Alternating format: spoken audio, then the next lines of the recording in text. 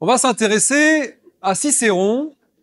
Cicéron qui est considéré comme le plus grand orateur, le plus grand avocat de la Rome antique. Cicéron qui est né en 106 avant notre ère et qui meurt dans une période très troublée de Rome, un an après Jules César, en 43 avant notre ère. Et Cicéron est considéré à Rome comme un homme nouveau, un homo novus. Un homme nouveau, ça veut dire que sa famille n'est pas issue de l'aristocratie, ses ancêtres n'ont pas occupé de fonctions publiques importantes. C'est un homme qui se fait seul, qui se fait un nom, grâce à ses talents, grâce à son mérite. Et Cicéron vient d'un milieu aisé d'un point de vue matériel. Ses aïeuls ont fait fortune notamment dans la gestion de terres, dans l'agriculture. Et d'ailleurs, Cicéro, en latin, ça veut dire pois chiche. Donc il y a plusieurs explications. Est-ce que c'est parce que ses ancêtres cultivaient des pois chiches? Bon, c'est une piste possible. Bon. Donc, ce qui est intéressant, c'est que Cicéron n'est pas justement issu de la noblesse, de la grande aristocratie, et il va d'abord se faire connaître comme avocat, notamment en intervenant dans des procès éclatants. Il n'hésite pas à plaider dans des affaires difficiles, où il faut faire preuve d'un grand courage, parce que il y a des enjeux politiques très forts. Et par exemple, il plaide contre des magistrats corrompus, ou il déjoue des conspirations. Notamment, il y a un discours très célèbre de Cicéron, et dans ce discours qu'il présente au Sénat, il va déjouer la conjuration de Catilina. Catilina qui est un homme politique ambitieux, qui, grâce à des manœuvres de troupes, fomente pour s'emparer du pouvoir dans la République.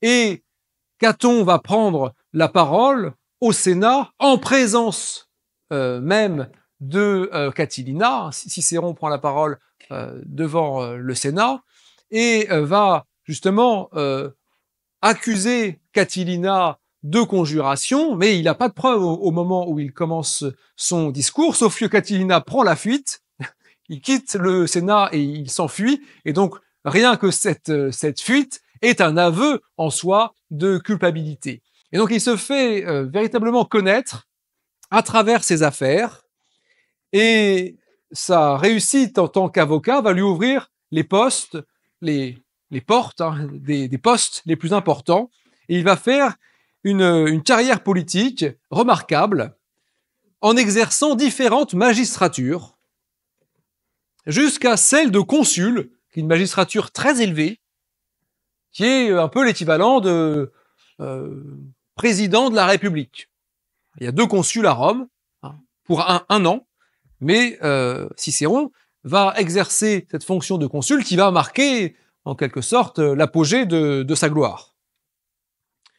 Donc Cicéron devient un homme très important, très célèbre, mais la guerre civile que traverse Rome va tourner à son désavantage. Les différents chefs militaires qui s'imposent à la tête du pouvoir ne sont pas forcément ses alliés, et Cicéron fait toujours preuve d'un grand courage politique. Il n'hésite pas à s'opposer dans ses discours à des hommes puissants, et ça ne va pas forcément lui réussir, du moins à la fin de sa vie, notamment à partir de 44 avant notre ère. Jules César est assassiné, et son successeur, Marc-Antoine, entend prendre la relève, mais Cicéron est hostile à Marc-Antoine et va l'attaquer de plus en plus violemment dans une série de discours qu'on appelle les philippiques. Les philippiques. Alors pourquoi est-ce qu'on parle de philippiques? Parce que Cicéron, bien sûr, en tant que grand avocat, en tant que grand orateur, a une grande culture et s'inspire beaucoup des Grecs. Or, le grand avocat, le grand orateur athénien Démosthène avait prononcé des discours célèbres contre Philippe II de Macédoine, qu'on appelle les Philippiques. Et donc, en hommage à Démosthène, Cicéron intitule ses discours les Philippiques, sauf que là, c'est plus Philippe II de Macédoine, le roi qu'il faudrait abattre, c'est contre Marc-Antoine. Ces discours, évidemment, vont fâcher Marc-Antoine, et Marc-Antoine va faire exécuter Cicéron. Donc, ça lui coûte la vie de s'opposer au pouvoir.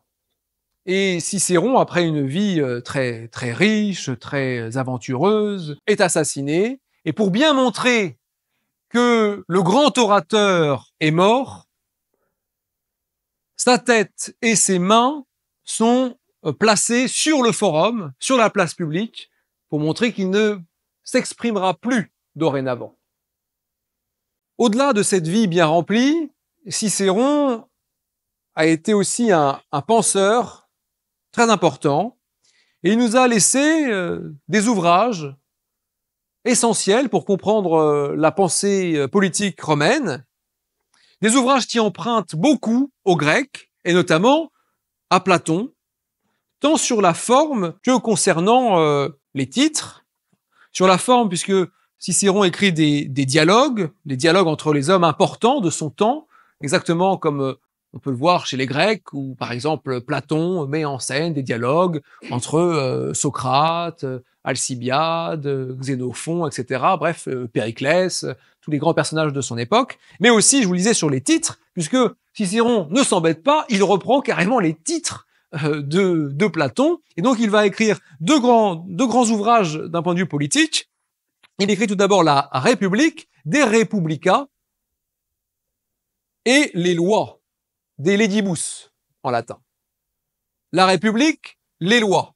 Donc là, on voit qu'on est quand même encore au début de la pensée politique. On peut se permettre d'écrire un livre qui s'appelle Les lois.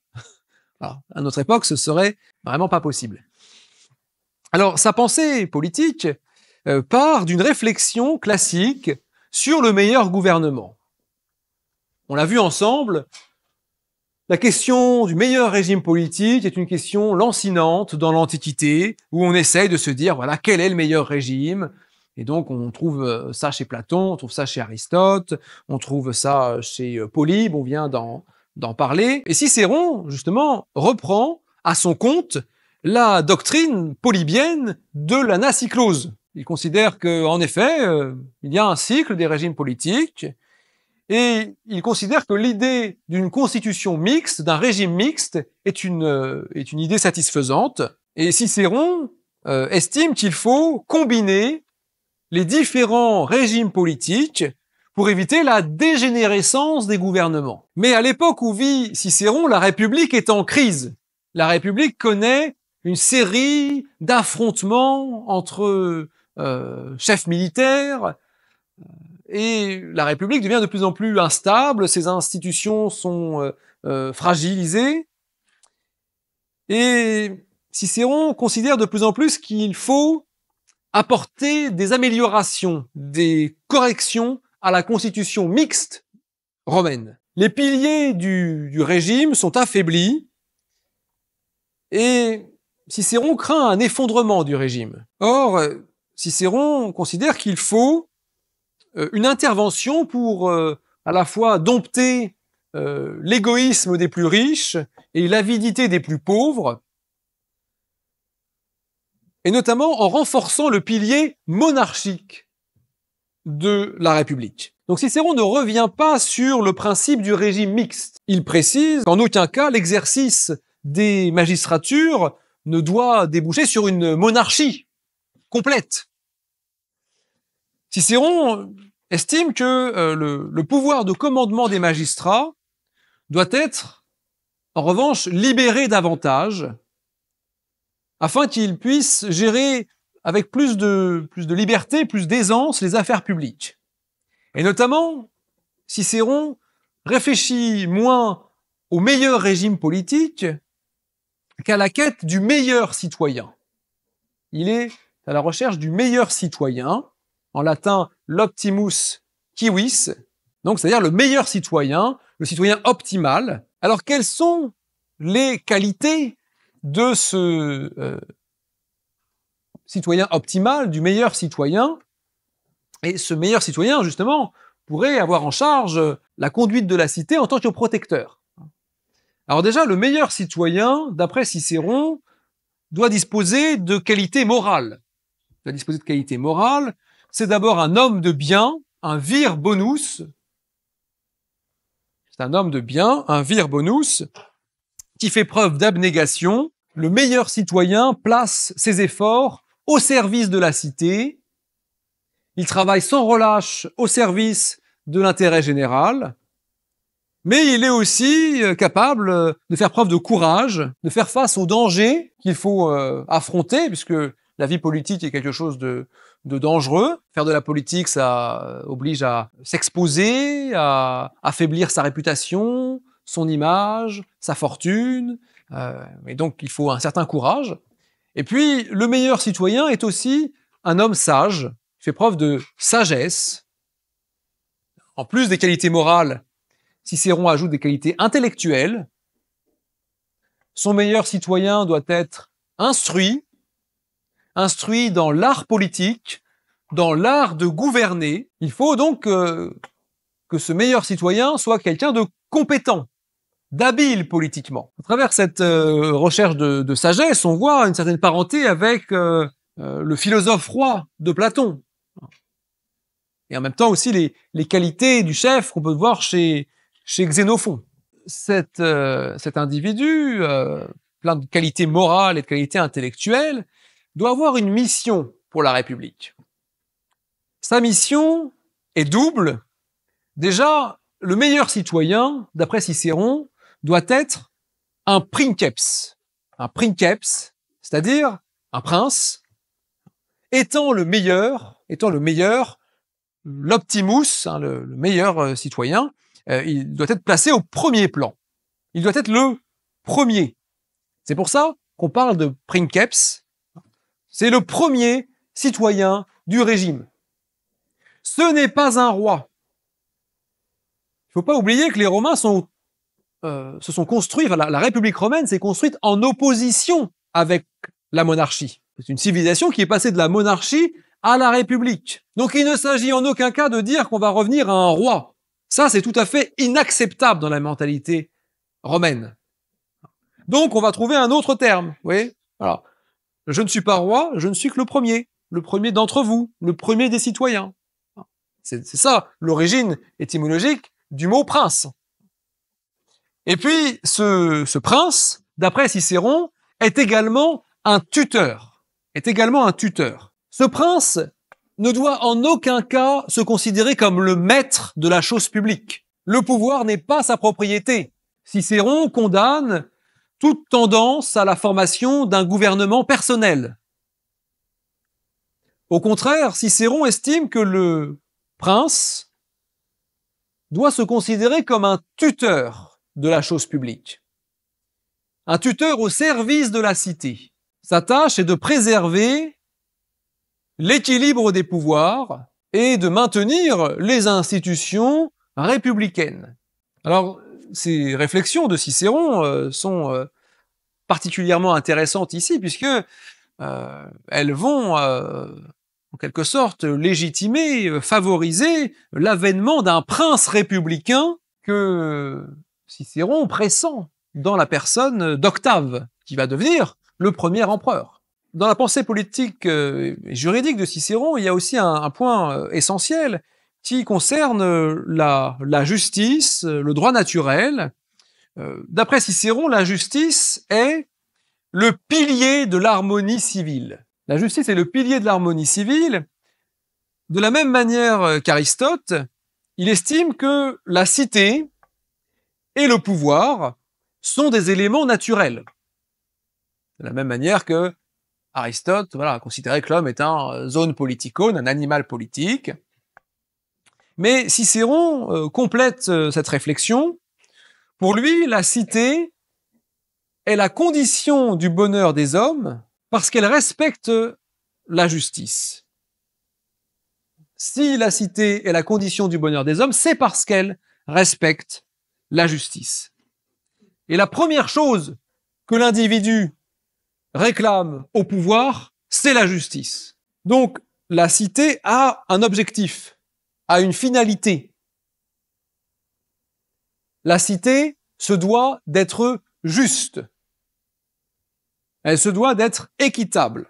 De cette réflexion sur la justice, qui est l'objectif de la vie en société, ce qui n'est pas étonnant, Cicéron est avocat, il y a justement un raisonnement sur quelle est cette justice ? Quelle est cette justice et comment peut-elle être appréhendée ? Comment peut-elle être saisie ? Dans la République de Cicéron, dans De Republica, Cicéron a une phrase qui va avoir une grande importance dans l'histoire de la pensée juridique. Cicéron écrit qu'il existe une loi vraie qui est la droite raison. Il existe une loi vraie, c'est la droite raison, en latin la recta ratio, conforme à la nature, répandue dans tous les êtres. Donc il existe une loi dont on peut accéder grâce à la raison humaine et qui est donc conforme à l'observation de la nature, du cosmos, comme disaient les Grecs. Et Cicéron poursuit, par rapport à cette loi, elle n'est pas autre à Athènes et différente à Rome, elle régit toutes les nations et toutes les époques. Elle n'est pas autre à Athènes et différente à Rome, elle régit toutes les nations et toutes les époques. Donc ce que met ici en avant Cicéron, c'est l'idée qu'il existe des règles supérieures, naturelles, qu'il faut découvrir grâce à la raison dans l'observation de la nature, et que ces règles permettent d'accéder à la justice. Et donc Cicéron est aussi un très grand penseur du jus naturalisme, du droit naturel. Penseur qui va être lu pendant des siècles et des siècles, qui va devenir véritablement une référence, à la fois politique mais aussi juridique. Et donc la loi naturelle dont parle Cicéron est une loi intemporelle, universelle, peu importe les époques. Ce n'est pas une loi écrite, c'est une loi issue de la nature. Ce n'est pas une loi écrite, mais c'est une loi issue de la nature. Et pour la percevoir, il faut s'en remettre à son intelligence, à sa raison, à une observation rigoureuse, sérieuse. Et donc le meilleur citoyen, d'un point de vue politique, le meilleur citoyen, le prince, est celui qui va pouvoir rendre la justice, améliorer la vie de la cité, grâce à des règles naturelles qu'il découvre raisonnablement. Donc la pensée de Cicéron est riche à la fois d'un point de vue politique et juridique. Et vous voyez en fait, il fait un peu la synthèse de toute la culture politique romaine. Il reprend Polybe, l'idée d'une constitution mixte, mais il a conscience qu'il faut apporter un correctif monocratique. Il faut justement apporter une correction avec un homme fort qui serait le tuteur de la République. Et donc Cicéron, vraiment, en quelque sorte, prépare l'Empire, prépare du moins le Principat, prépare l'arrivée d'Octave, qui pourra en 27 avant notre ère, justement, se considérer comme le prince, le premier du Sénat, le premier des citoyens, en suivant en quelque sorte le projet, en se fondant dans les habits qui ont été conçus par Cicéron. Donc c'est une pensée qui est importante puisque elle nous montre en quelque sorte l'apogée de la réflexion politique à la fin de la République et quelques années avant le basculement vers l'Empire.